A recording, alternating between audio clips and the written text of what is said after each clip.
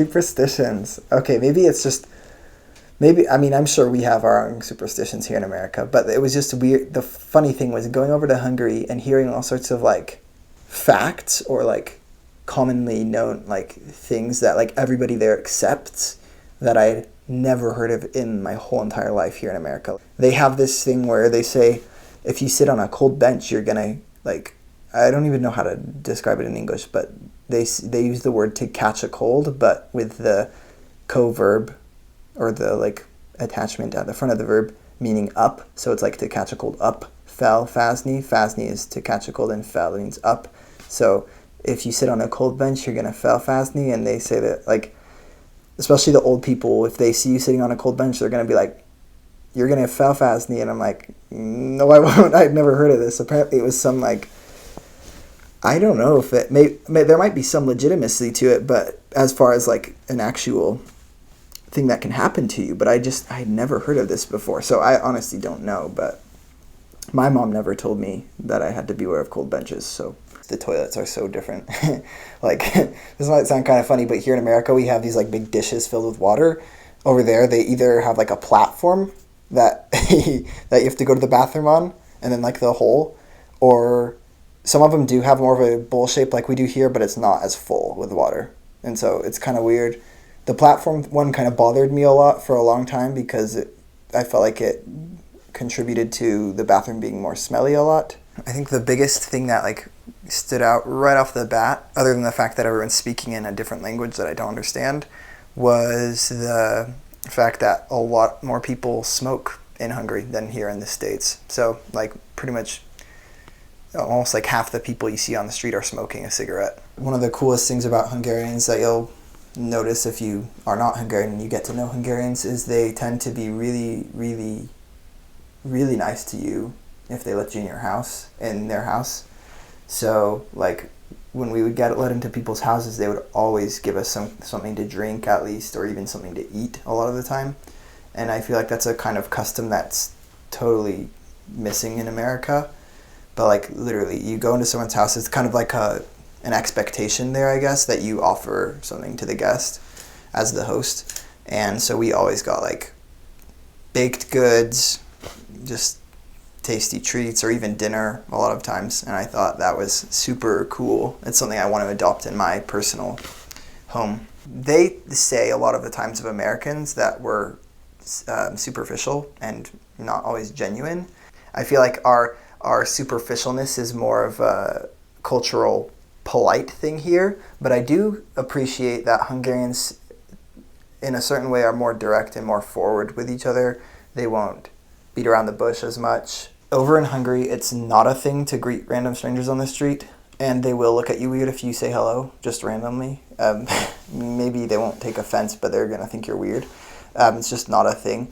Also, some other basic differences is you don't say how are you as a greeting like we do here in America. That comes across as really superficial to them. And so you just say good day or good morning, but you don't say, unless you really want to know how they're doing, because then they will tell you, oh, I had a horrible day because my dog died, and they go into details, but they don't have that how are you doing, good, and you kind of exchange that we do over here. A lot of Hungarians seem to think that in America there's no poor people or like no poverty or anything like that. And like, I mean, you have like the glamorized images in television and movies and stuff of how great America is and everything, but I mean, the truth is America has plenty of poor people and not everybody's like packed with money. So I thought that was interesting. Like they kind of weren't aware of that, a lot of them. Hungarians, when they get engaged, their engagement ring goes on their left hand, like we do in America, but when they get married, they switch it to their right hand.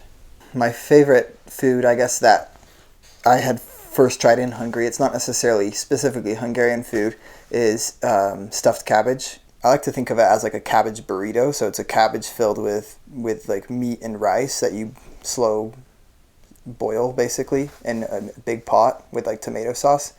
Super tasty. I really like that. One food that is a big staple in Hungary, like you won't find anywhere else, is this little snack food called a turorudi. So turo is their version of cottage cheese, essentially. It's a little bit drier than cottage cheese, but a turorudi is basically a chocolate covered bar of turo, and they usually put like some kind of filling in it, like Nutella filling or just like, I don't know, anything, different flavors. They have like strawberry flavored ones.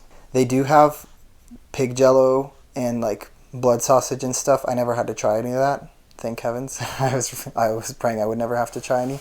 Have plenty of cash on hand because they don't use credit cards in every store. In fact, a lot of places don't accept credit cards. So I mean, if you want to like visit Hungary and see cool stuff, Budapest has most of like the really, really cool, like in one spot. It's really easy to get to everything in Budapest. So obviously, you know, that's like the number one destination in Hungary. There's some cool stuff out in the other cities too, but it's just a little bit harder to get around to those because you have to take a train or rent a car. But within Budapest, they have like all sorts of different monuments there. You know, you have the Parliament building across the Danube. You have like Buda Castle. You have St. Stephen's Basilica. Is that the word in English? Basilica, I think.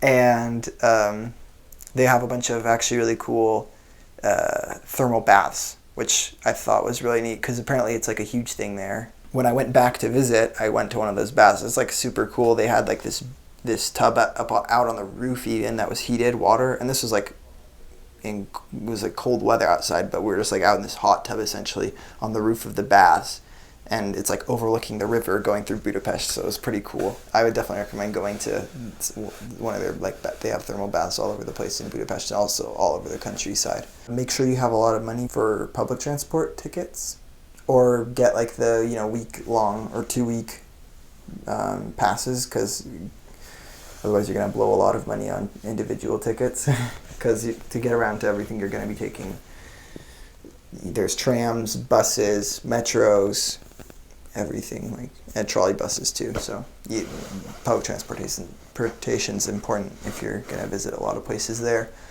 And as far as other places to visit, like, you basically have two parts of Budapest, essentially. I mean, lots of parts, depending on the way you look at it, but there's two main halves of it. There's Buda and Pest. And Buda has a lot of really cool hills up, like, a little bit more north than Buda.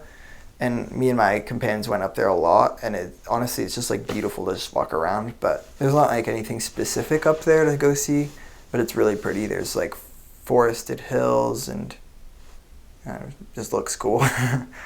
And then Pest is more like, you have the downtown, which has a lot of cool, like, especially like winter time, they have a Christmas market, and you have all sorts of different shops and stands and souvenir places if you're interested in that kind of stuff over on the Pest side, kind of down in the center of Budapest. Very American accented Hungarian sentence is Jövő hétvégén elmegyünk a termálfürdőbe. I guess my best imitation of a Hungarian accent would be Jövő hétvégén elmegyünk a termálfürdőbe.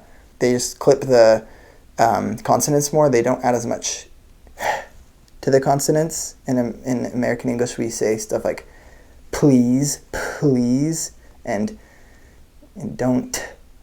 And we give like a lot of to our consonants. In Hungarian, they don't do that. Hungarian history is kind of depressing, actually, because Hungary is surrounded by a bunch of other European countries, and a long time ago, Hungary was like, I don't even know how many times this, like, bigger, like way bigger, and over a lot of the conflicts in the, like, between the, you know, the first, like, over the course of the second millennium, basically, like, all the wars and everything that happened, a lot of the, like, the area around Hungary kind of just, like, got taken by the surrounding countries until it got smaller and smaller. What it is today is really small compared to what it used to be. And so you have actually, like, a ton of Hungarians in the surrounding countries. Like, for example, Romania, a huge chunk of Romania used to be Hungarian territory. And so you have a ton of, like, the eastern half or western half of Romania, like, anywhere you go, almost everyone speaks Hungarian. Or, you know, like, either, yeah, like, they'll speak Hungarian.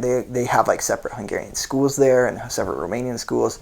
They also have a lot of, like, Hungarians in Slovakia, a lot of Hungarians in like, everywhere. And the interesting thing too is, like, you'd think with such a small country that there wouldn't be any difference in their accents, but they actually have really different accents in in the other countries, especially like Slovakian accents, they say like in Hungarian, you have the vowel sound that's a, so like láttam, láttam egy almát, a, and then like the Slovakians will say it more like láttam egy almát, and they say this kind of like longer but like more like I don't even know how to imitate it, but they have like way, it's kind of like surprising. You're like, whoa, you speak like way differently.